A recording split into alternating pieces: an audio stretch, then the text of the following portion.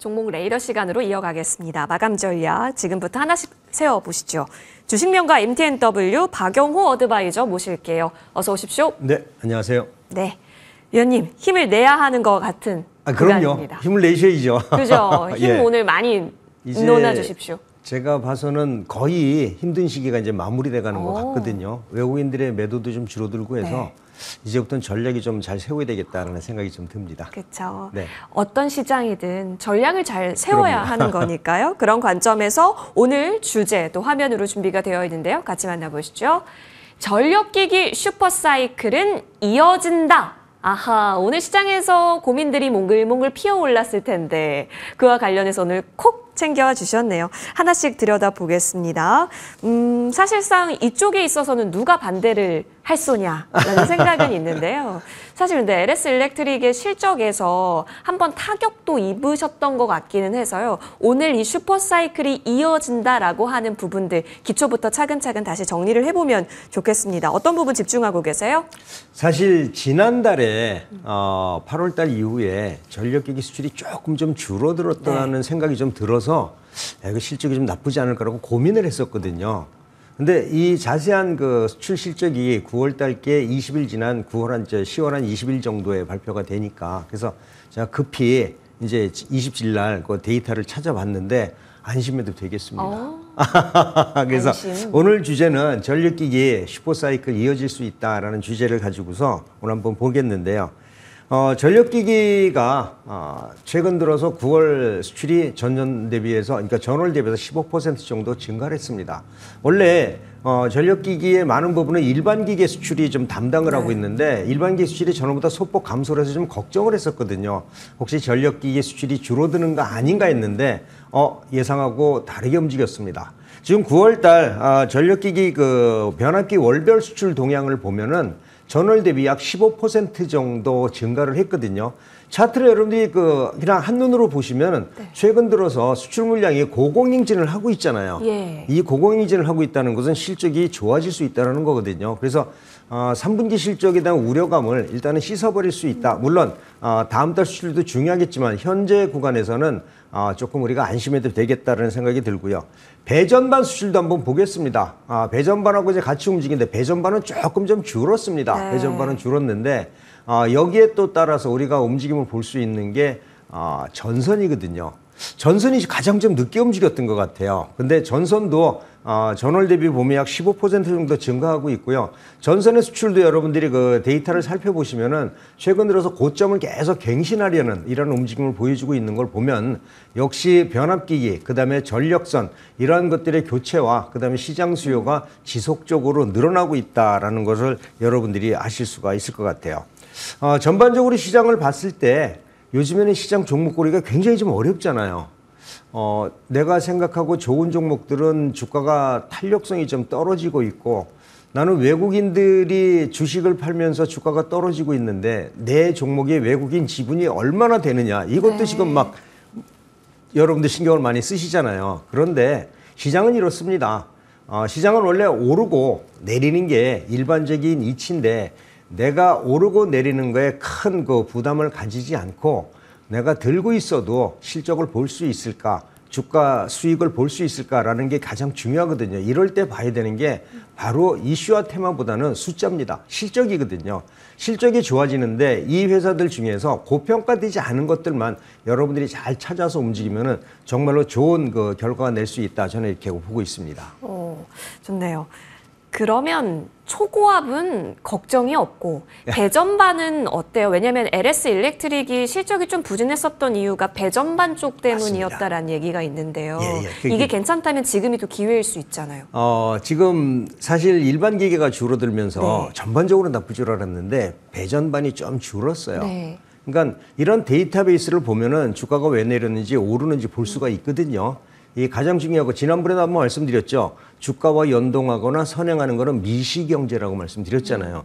이러한 것들이 일간, 주간, 월간 데이터 이러한 것들이 미시경제 그 데이터들인데 이게 주가의 선행성을 우리가 볼 수 있다는 것, 동행성을 볼 수 있다는 거기 때문에 제가 최대한도로 이런 데이터를 여러분들 같이 풀어나가서 시장이 어렵든 아니면 시장이 좀 좋든 내가 안정적으로 투자할 수 있는 이런 포인트를 만드는 데 최선을 다하겠습니다. 알겠습니다. 잠시 후에 조금 더 구체적인 전략 도와드릴 거고요.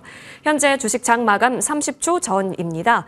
마이너스권에서 거래 마칠 준비하고 있습니다. 오늘 내리는 종목의 수 역시나 1,800여 개 이상으로 더 월등히 많았던 시장. 코스피는 2,600선 깨진 자리 21포인트 내려서면서 거래 준비하고 있습니다. 여러분 오늘 장 고생 많이 하셨습니다.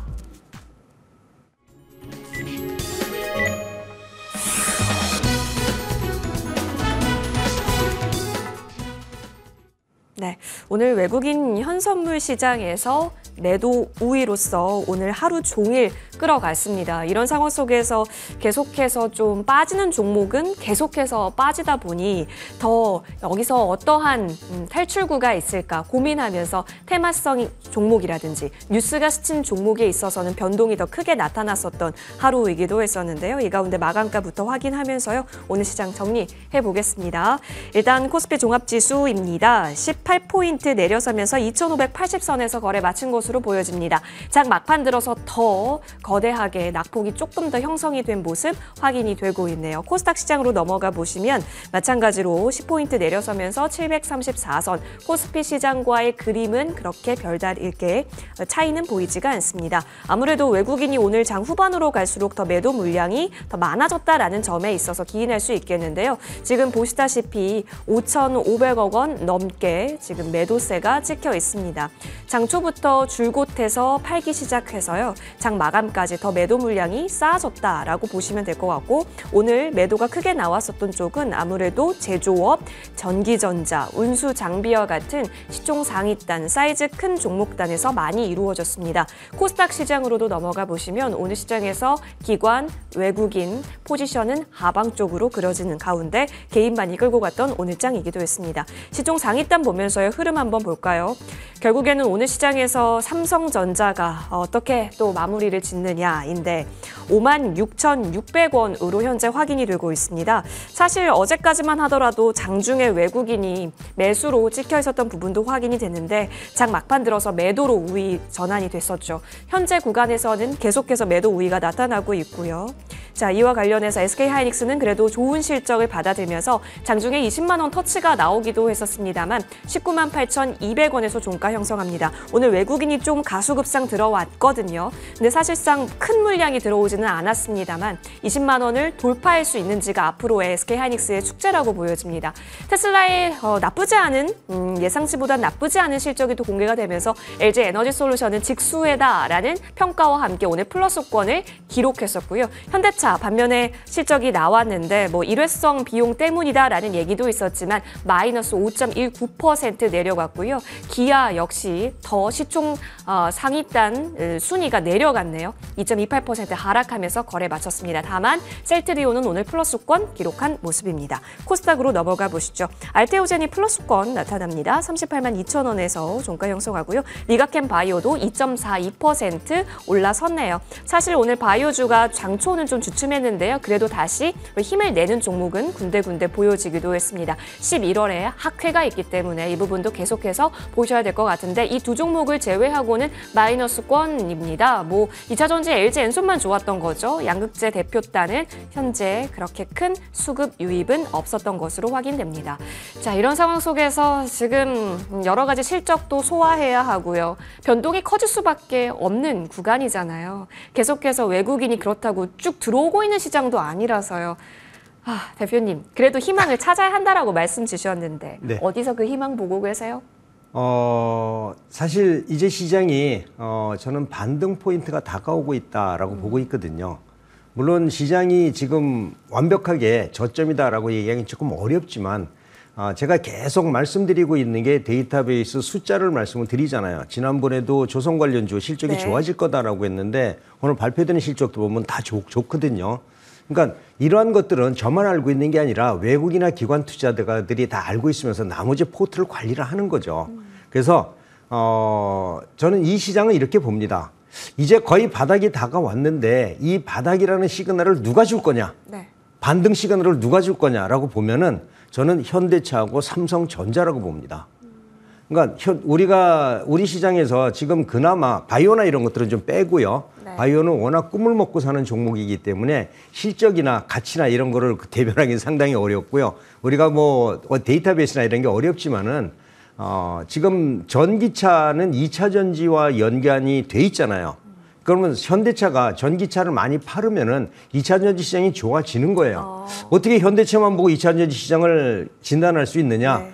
사실 현대차가 전 세계에서 테슬라 다음에 2위 자동차 전기차 제조회사거든요. 그러니까 테슬라는 우리가 알기 어렵지만은 현대차는 우리가 볼 수가 있잖아요. 데이터베이스도 나오고 매월 실적 나오고 이런 걸 보면은 현대차가 실적이 좋아야 되는데 현대차가 지난달 그 9월 달 전기차 판매량이 늘었습니다. 네. 어제가 같이 보고 왔거든요. 그래서 전기차가 이제 캐즘을 탈피할 때가 됐구나. 가격도 많이 좀 하락을 해서 이제 전기차 수요가 늘 수 있다는 점에서 현대차의 움직임을 보면서 2차 전지 업종을 같이 한번 보면 될 것 같고요.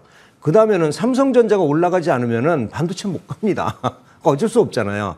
근데 한 이틀 전인가요? 전체적으로 반도체 주가들이 올랐는데 네. 이제 바닥 시그널이 나오고 있고 삼성전자가 이번에 HBM 3E 그러니까 HBM4가 아니라 HBM6까지도 지금 개발해서 한다고 하니까 얼마 남지 않았다라는 생각이 들어요. 그럼 삼성전자 투자 전략 어떻게 세울 거냐? 지난번과 똑같이 하겠습니다. 삼성전자에서 엔비디아의 HBM 코어를 받았다는 얘기가 나오면은 아마 급등할 겁니다. 그때 쫓아가시는 게 가장 안전하고 편하다. 이런 전략은 계속 드리도록 하겠습니다. 그래서 현대차와 삼성전자를 보면 뭐가 보인다?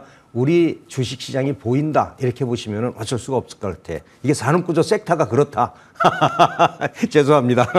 근데 예. 정말 맞습니다. 예. 이끌어가는 그렇죠. 기업이기 때문에 그쪽에서의 뭔가 내용적인 변화가 나타나야 현재 확인이 가능할 수 있다. 근데 지금 보이는 쪽은 전력기기라는 거잖아요. 그렇죠. 그렇죠? 일단은 전력기가 그동안 네. 일부는 좀 올랐지만은 네. 지금 많이 좀 내렸잖아요. 그래서 만약에 이 포인트에서 확인이 되었다. 그러니까 데이터베이스로 확인이 된 거는 일단 전력기기였었다라는 네. 점에서 오늘 전력기기 종목을 하나 네. 소개시켜 드리려고 맞습니다. 하거든요. 전력기기 업체들의 그 실적하고요. 그다음에 우리가 얘기하는 PER 평가가치를 한번 보겠습니다. 네. 일단 LS 일렉트릭하고 효성중공업하고 HD 현대일렉트릭 일진전기를 제가 준비를 해봤는데요. 이 회사들의 영업이익률이 이제 먼저 가장 봐줘야 되는데 영업이익률을 보면 LX 일렉트릭 같은 게 8.6% 정도 되고요. 그 다음에 효성중공업이 7%, HD 현대일렉트릭이 20% 정도 되는데 사실 시장을 그동안 이끌었던 거는 HD 현대일렉트릭이었었거든요. 이유는 바로 저겁니다. 숫자, 실적이에요. 일진전기 최근에 좀 오르고 있는데 그 다음에 봐야 될 게 이제 PR입니다. PR이 고평가 저평가 논란 얘기가 나오고 있지만 PR은 거의 비슷합니다. 주가가 조정을 받았든 조금 올랐든. 그러니까 시장에서는 아직도 성장성, 우리가 포워드 대비 현재 시장에서 20 PER 20 정도 가치는 인정을 해주고 있구나. 이렇게 이제 보고 있는 거죠. 실적이 유지가 된다면. 근데 아까 데이터를 보셨겠지만 일단 실적이 유지가 되고 있는 거를 그래프로 보여드렸으니까 아마 지금 추가적으로 하락하는 것보다는 반등할 확률은 높다. 이런 전략이 필요할 것 같고요. 이 종목 중에서 사실 소형주를 제가 하나 들고 왔습니다. 예? 예, 전력기계 소형주 어떤 건지 다들 아실 텐데 재룡전기라는 종목을 제가 재룡전기. 준비를 했거든요. 이 재룡전기는 중소형 전력기기 전문 생산업체인데 이전에 대형 전력기기의 그 생산업체에 가려서 빛을 보지 못했었습니다. 근데 최근 들어서 미국에서 중국산 중소형 전력기기 수입을 제한하면서 이 회사 매출이 기하급수적으로 늘어나고 있는 거예요. 그러니까 중국의 효과를 보고 있다는 거죠. 자, 상반기 실적이 대폭 증가했고, 그 다음에 성장성에 대해 저평가다라고 제가 말씀을 드리는데, 현재 보면은 올해 2024년도 추정 EPS가 한 6,000원 정도 되는데, 지금 주가가 5만 원대 아래거든요. 그러니까 다른 아까 전력기기 보셨지만은 PER이 20 정도 되는데, 이건 PER이 10 정도밖에 안 됩니다. 자, 일단 재룡산업의 상반기 실적 분석을 한번 살펴보도록 해보겠습니다. 올해 2024년 반기거든요. 그러니까 2분기 실적까지밖에 지금 안 나와. 중소형 업체에서 FM 가이드에서도 추정치가 안 나오더라고요. 그래서 이거 보고 있는데, 매출액이 2024년 반기에 1,426억입니다. 전년도가 1,800억이었었는데 벌써 매출이 한 78%를 상반기에 달성을 했고요. 영업이익 같은 경우에도 올해 지금 상반기에 586억이거든요. 그런데 이게 전년도가 700억입니다. 전년도 영업이익을 84% 정도 달성을 했어요. 역시 그 당기 순이익도 마찬가지로 달성을 했는데 이 회사의 영업이익률을 보면은요. 전년도에 30.8%, 올해 상반기에 42%입니다. 영업이익률이. 자, 이런 거를 감안해 봤을 때 올해 이 정도의 영업이익률이가 매출액에 대해 유지가 된다면은 추정 EPS가 얼마 정도 되느냐? 오늘 상반기에 3,000원이니까 그냥 단순히 곱하기 2만 해도 6,000원 정도 되거든요. 자, 이 정도 영업이익률이 이 정도에다가 매출액이 기하급수적으로 늘어나는 회사 PR이 얼마다? 10 이하다. 여러분들이 관심을 가져도 좋다라는 말씀을 드리고요. 물론 제가 데이터베이스를 보면서 지속적으로 매월 이런 업종들, 섹터들에 대해서 투자 전략을 드리도록 하겠지만 전력기기에서 꼽으라면은 대형주는 역시 HD 현대일렉트릭이 가장 낫다라고 말씀을 드리고요. 중소형주로 가면은 저는 재룡전기를 여러분들이 보셨으면 좋겠다라는 말씀 드립니다. 네, 변압기 100%, 재룡전기. 그렇다면 어디까지 지금 좀 노려볼 수 있다라고 보세요? 지금 저 EPS가 6,000원 정도, 추정 EPS가 6,000원이니까 PR이 15면은 한 9만 원 정도 되잖아요. 그래서 거기까지 조금 높다라고 보고 PR이 12만 되더라도 벌써 7만 원대를 넘어간다라는 거예요. 그래서 저는 재룡전기는 1차 목표가 7만 원 정도 설정을 해드리고 손절가는 5만 원 정도 이탈하면 그래도 리스크 관리는 해줘야 되니까 5만 원 정도 설정해드리도록 하겠습니다. 네, 7만 원 부근까지를 1차적으로 확인해 보시면 좋겠습니다. 박용호 어드바이저와 함께했습니다. 여러분 오늘 장도 고생 많이 하셨습니다. 감사합니다.